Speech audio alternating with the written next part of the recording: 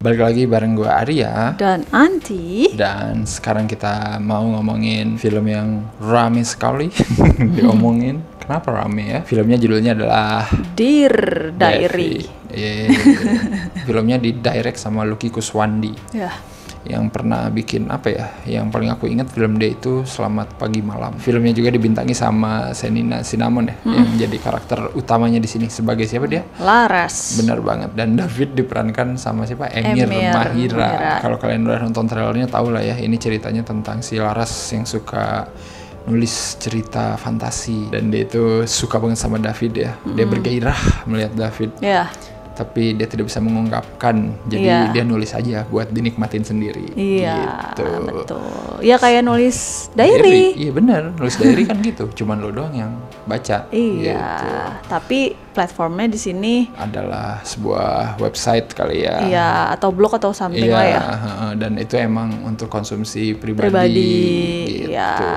Teknologi aja sih pembedanya. Iya. Gitu. Tapi ada diary yang digembok kan dulu. Nah ini juga bisa digembok, makanya ada password. Sampai suatu saat tulisannya si Laras ini tersebar. Karena kelalaian dia juga, dan karena ada anak-anak yang jahil gitu ya. Iya, Mang Arya kurang ajar. Satu-satunya yang paling aku inget yang temanya berani banget itu Like and Share yang tahun kemarin gitu. Tapi film ini sebenarnya nggak sefrontal itu sih gitu. Cuman emang isu yang diangkatnya kurang lebih mirip-mirip soal pelecehan seksual gitu kan, terus orientasi seksual juga, terus soal kesehatan mental juga gitu kan. Jadi kayak isu-isu yang dibawanya lumayan. Di sini kan si Laras itu kan kayak jadi dua yang berbeda gitu kan ya. Dia kalau di sekolah tuh sangatlah kalem, terus ketua OSIS, pinter kan, beasiswa segala macam gitu. Bajunya ya gitu aja, temen-temennya gitu aja. Tapi pas di satu sisi dia jadi ratu tuh kayak mantep banget ya gak sih? Jadi kayak dandanannya, bajunya segala macam, dan itu cocok banget. David juga oke sih diperan sama Emir itu. Soalnya kan anak Tuhan, anak baik-baik itu dapet ya dia ya. Walaupun dia ya badannya oke kan, di sini kan dia kan atlet sepak bola. Terus tapi dia ya bukan yang bandel ya, tau lah kamu biasanya kan kalau atlet di sekolah tuh agak-agak gimana tuh. Perwujudan dari hayalannya si Laras itu juga menarik sih. Kan di sini kayak dia nulis terus ada hayalan kayak dari awal kan kita dia mandi pakai topeng singa gitu kan. Terus yang kata dia mau megang-megang jadi lampu itu kayak gitu-gitu. Terus hayalan dia tentang Dila jadi pembantu itu kayak gitu-gitu lucu tau sebenarnya. Sebenarnya nggak banyak ya adegan itu. Di awal doang sih, di awal-awal ya. Karena buat menegaskan isi ceritanya dia lah ya yang dia tulis. Dan karena kan dia masih nulis, karena belum tersebar kan, abis itu kan dia udah ngapus kan. Jadi ya emang di awal. Di sini kan ada permasalahan yang ada di remaja itu. Di sini ada semua nggak sih? Di tiga karakter utama ini ya nggak sih? Iya benar-benar, kayaknya lengkap semua. Iya lengkap semua. Dan utamanya sebenarnya kayaknya soal privasi, pelecehan seksual, terus sama perundungan kali ya, bullying gitu. Karena kayaknya tiga itu yang jadi fokus utama sih kalau aku lihat. Meskipun di luar itu masih ada juga isu-isu lain gitu ya yang berusaha diangkat. Di sini juga kayaknya masalah agama masuk juga, religi nggak kayak terlalu dominan juga. Dan karena di sini mungkin karakter utamanya beragama Kristen kali ya. Coba ini kalau diganti karakter utamanya jadi latarnya Muslim, kayaknya pasti heboh juga sih, aku yakin. Iya kayaknya mungkin ya. Bahasa-bahasa yang dipakai celetukannya itu harus sehari-hari banget. Iya benar. Kayak misalnya aku berapa kali aja bareng gitu nggak sih? Sama gitu. Iya benar. Terus baju lu basah dong yang kayak gitu misalnya, atau lu kondangan ya. Atau kayak misalnya siapa yang nyuruh jalan kaki kayak gitu. Jadi kayak iya betul. Iya masih masuk lah ya. Obrolannya itu believable lah. Dialognya natural lah, yang kayak anak-anak zaman sekarang diomongin. Waktu Laras lihat Instagramnya Dila itu aku pikir tadinya kayak dia suka kali suka kayak ngefans gitu loh, kayak mengidolakan si sosok Dila ini. Dia pengen seperti itu karena kan dia bergaya-gaya, terus gimana sih buka-buka kancing kayak gitu-gitu. Aku sebagai penonton menganggapnya seperti itu tadinya. Ternyata mantan sahabat kan pas udah di tengah-tengah gitu. Jadi aku sempat bingung. Jadi yang di depan harusnya nggak gitu nggak sih? Benar-benar. Kayak agak aneh ya. Soalnya kalau kita sahabatan, aku sih nggak gitu-gitu banget. Kecuali kalau kita ngefans, oke lah ya, kita mau ngikutin. Tapi di sini kan dia kayak enggak. Terus kalau ngomongin adegan tuh aku aneh juga sih yang kata ibu guru yang menghukum Dila, kamu diskors sekian hari, sini handphone kamu. Lah Bu, gimana sih? Ngapain dia diskors tapi handphonenya diemin di sekolah? Itu kayak aneh gak sih? Nggak aneh sih, sebenarnya kan itu dikritik pas di akhir. Si Laras bilang, saya nggak mau privasi saya dilanggar sama sekolah ini gitu. Jadi dia emang udah tahu di sekolah itu tuh emang suka melanggar privasi siswa-siswinya gitu. Jadi maksudnya adegan itu tuh kayak menegaskan, oh sekolah ini aja nggak bener gitu. Kayak handphone aja diambil, padahal bukan urusan guru gitu kan. Iya, lagian juga kan dianya diskors, kecuali ya kalau misalnya handphone diambil karena lo di sekolah itu ya kan masuk akal. Tapi kalau misal lo di rumah diskors, lah ngapain handphonenya di sini makanya. Gitu. Ini agak rame ya aku lihat-lihat. Tapi menurut kamu gimana si Laras? Apakah dia melakukan pelecehan seksual terhadap David? Nggak ngerti ya? Enggak kan ya sebenarnya ya? Iya benar, dari awal cerita pun diliatin kalau dia ini nulis buat dirinya sendiri gitu loh. Iya, buat dirinya sendiri. Jadi bukan kayak buat dipublish kan, walaupun ada foto-foto itu, cuman kan ya itu buat konsumsi sendiri ya, kayak kita nulis di diary lah.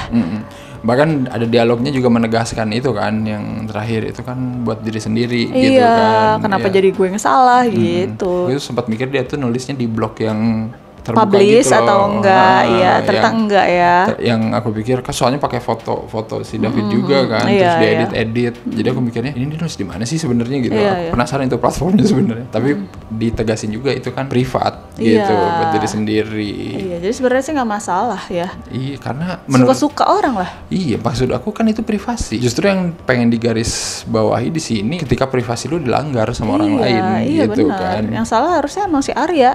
Arya kurang ajar. Ya tapi emang Laras juga salah karena lalai ya kan. Iya. Benar. Maksudnya dia juga mengakui di sini. Iya gitu makanya kan. Kalaupun harus dihukum ya makanya dia bilang kok Aryanya lepas, sebel nggak? Jadi emang harus dua-duanya gitu kalau yang pengen adil benar kata yang terakhir itu gitu. Iya. Terus justru kalau ngomongin pelecehan seksual malah temen-temennya nggak sih yang melecehkan David ya setelah itu tersebar, terus kan teman-temannya buka baju gini-gini gitu. Sebenarnya Larasnya juga nggak gitu kan? Dan dia emang udah minta maaf langsung yang pas di gereja itu. Oh ya iya, kan? Karena ke gap ya. Karena ke gap, maksudnya dia juga menyadari gitu kan, itu impactnya buruk gitu. Film ini kayak emang pengen ngeliatin gitu, maksudnya pelecehan itu bukan cuma cowok ke cewek ya kan? Bisa juga sebaliknya, dan ini diliatin lewat teman-temannya teman-temannya Laras gitu, justru yang kayak gitu. Itu justru yang harus dikritik kalau aku ya. Kenapa orang-orang kayak gini dibiarin aja gitu, padahal mah salah juga gitu sih. Bahkan ibu gurunya kan juga gitu kan, pas bener, yang mereka hadap-hadapan dia ngeliatin gitu-gitu terus langsung kayak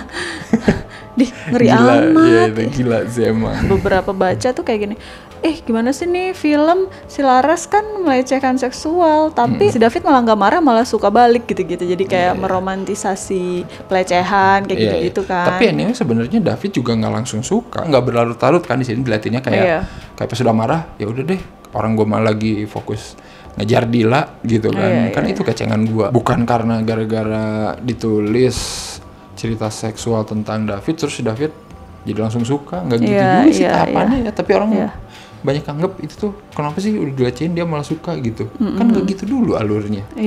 Kalau nonton bener gak sih? Malah ada yang bilang katanya Stockholm Syndrome nih kayaknya gitu-gitu.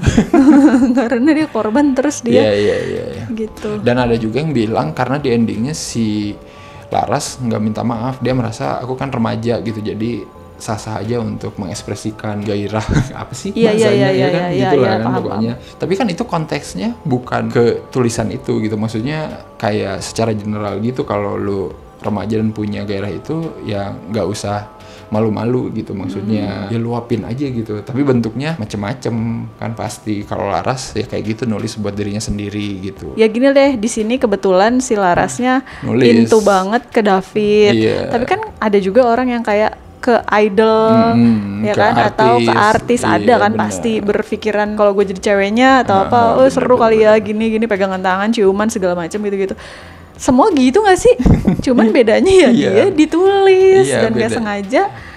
Maksudnya gitu. Kayaknya kalau remaja mungkin begitu kali ya. Maksud aku statement di akhir itu emang bukan kayak mengiyakan gitu, ayo semua nulis ini cerita porno, nggak gitu juga sih gitu ya. Maksudnya itu kayak lebih ya lu sebagai remaja itu akui aja emang punya letupan menggebu-gebu gitu. Jadi nggak usah kayak ditahan-tahan gitu. Dan atau ya beda-beda orang sih ya. Maksudnya gini, ada yang orang yang emang suka banget, fokusnya ke sana kayak si Laras, atau ada orang yang kayak ya David aja kayak suka ya udah kayak gitu, atau kayak orang lagi suka olahraga ya udah, emang beda-beda kan. Dan di sini juga gitu. Jadi ya nggak semuanya harus yuk remaja kita berhasrat dan kita harus seperti ini, ya nggak gitu ya, emang beda-beda. Dan kebetulan kasusnya si Lars ini ya dia sukanya begitu. Intinya ya dia melakukan itu untuk pribadi diri sendiri, ya udah biarin aja. Ya nggak sih, nggak ngerugiin siapa-siapa nggak sih. Betul, gitu aja sih. Konsekuensinya kelihatan juga di sini gitu, sebagai orang yang sudah melakukan itu, si Laras ini gitu, sudah ceroboh terus kesebar, kan dia juga harus menanggung. Maksud aku fair aja sih. Ya emang ya udah salah sendiri, lain kali buka kayak gitu jangan di komputer sekolah gitu. Kalau udah sange mah di rumah aja, takut lupa. Nah, iya sih mungkin kayak gitu. Emang penulis itu kadang gitu, kalau udah keingetan langsung harus ditulis saat itu juga gitu. Tapi ya pelajaran lagi kan jadinya, ya udah makanya tahan-tahan lah. Atau pastiin gitu ya, nggak usah ditungguin langsung keluar, dulu ya. Ditungguin dulu. Kita internet sekolah ya, belum tentu cepet kayak di rumah. Kalau aku sih bakal diem dulu sampai beres. Kalau bisa CPU-nya dibawa pulang kalau belum clock out. Tapi yang aku suka dari film ini itu sih balik lagi ke orang tua yang mensupport anaknya itu terbaik sih di sini. Betul. Dari obrolan si ibu di gereja yang lagi makan bakmi, yang lagi nyapu di rumah itu, ya ampun. Terbaik sih ibunya. Kalian harus bersyukur kalau masih punya orang tua yang mendukung ya. Maksudnya siapa lagi coba yang bisa gitu. Di sini dilihatin ya emang dua karakter ini ya beruntung punya support system lah ya, yang bagus gitu. Coba kalau nggak ada, waduh, bisa kemana-mana ini. Asli. Ini sebenarnya bisa jadi kelebihan atau kekurangan ya, tapi ini udah 2 kali aku ngeliat Shenina Cinnamon setelah Penyalin Cahaya gitu, jadi karakter yang mirip-mirip ya. Nama sekolahnya juga Cahaya-Cahaya. Ya kan, terus jadi anak biasa aja dua-duanya, walaupun yang satu tukang warteg, yang satu tukang material. Benar-benar. Terus sama-sama disuruh confess. Ya semoga sih Shenina nanti peran selanjutnya beda lah ya. Maksudnya aku jadinya takutnya terjebak di role yang sama terus gini loh, yang biasa aja tapi kena masalah gitu dan harus berjuang kayak gimana gitu. Itu tuh kayak typecast gitu. Karakter remaja problematik Shenina saja gitu. Semoga nanti dia nemu peran yang lebih beda lah, atau yang lebih beragam sih. Semoga ya, soalnya asli kalau misalkan nanti ada film kayak gini lagi, karakternya dia lagi, pasti aku nonton ya, udah deh gue. Bosen. Nggak, soalnya dua-duanya tuh juga filmnya baik yang nonton. Jadi kayak ada di Netflix lagi dua-duanya. Berapa menurut kamu skornya untuk Dear David? Aku 7,5 bakpao per 10. Kok aku ngomong bakwan sih? Bakpao. Bakpao. Aku juga 7,5 lah, karena film ini sudah mendefinisikan cinta segitiga yang sebenarnya. Oh gitu ya. Ini aku baru tahu nih asli. Kalau cinta segitiga itu seperti itu kata Arya, harus segitiga. Cinta segitiga itu harus segitiga, A, B, C. A suka sama B, B suka sama C, C suka sama A. Nah itu tuh cinta segitiga. A suka, coba diinin ke film ini. B suka sama C, ke film C ini suka siapa? sama A. Laras suka sama si David suka sama si Dila suka sama si Laras. Itu namanya cinta segitiga. Harus balik lagi ya. Jadi bukan kayak David suka sama Laras dan Dila, bukan gitu ya? Bukan, atau kebalikan. Misalkan David disukai Laras sama Dila gitu. Nah itu mah bukan cinta segitiga. Itu jadi harus muter ya? Aja. Iya, cinta segitiga tuh begitu. Segi 4 bisa nggak? Cari aja sendiri. Ya udahlah, cobain nonton ya Dear David di Netflix. Komen juga menurut kalian gimana ya, terutama masalah yang sangat sensitif itu ya, pelecehan seksual pada pria. Apakah seperti itu gitu maksudnya? Iya emang seperti itu, tapi apakah yang dilakukan Laras di sini adalah itu gitu ya? Karena sebenarnya udah jelas jawabannya gitu, cuman pengen tahu aja tanggapannya gitu ya. Iya, kalau komen nggak usah pakai urat ya, biasa aja. Gimana, emang kelihatan kalau komen pakai urat? Iya enggak, kadang tuh orang tuh biasa aja gitu, nggak usah Komentar yang ini nanti malah riweh. Dan kalian nggak usah lah nanya, jadi pesan moralnya apa bang? Nggak usah lah. Pesan moralnya jadilah orang tua yang baik. Gue kasih tahu ya, nggak semua film itu harus kamu cari pesan moralnya gitu ya. Maksudnya ada jenis film yang emang buat bersenang-senang. Buat bersenang-senang, atau ada jenis film yang emang memotret aja gitu realita kehidupan gitu ya. Ya mungkin emang ada orang kayak Laras gitu suka nulis porno, terus kita harus ngapain? Ya udah nggak harus ngapa-ngapain gitu ya. Ya ini contoh kehidupan aja gitu maksud aku gitu. Nggak usah terlalu dipikirin. Serius. Takutnya nanti cepet tua loh. Itu yang lebih berpengaruh kata aku. Daripada punya anak. Mikirin hal yang kamu kan gak cukup tidur. Iya, tapi kan nggak apa-apa nggak cukup tidur karena nonton ya. Udah yuk, cus. Oke, seperti biasa jangan lupa apa aja. Jangan lupa like dan subscribe. Dan juga follow IG, Twitter, TikTok Cinecrip. Ya. Ada semua ya. Kalian juga bisa dukung Cinecrip di Saweria. Dan ya udah, kita ketemu lagi di episode-episode selanjutnya. Bye-bye.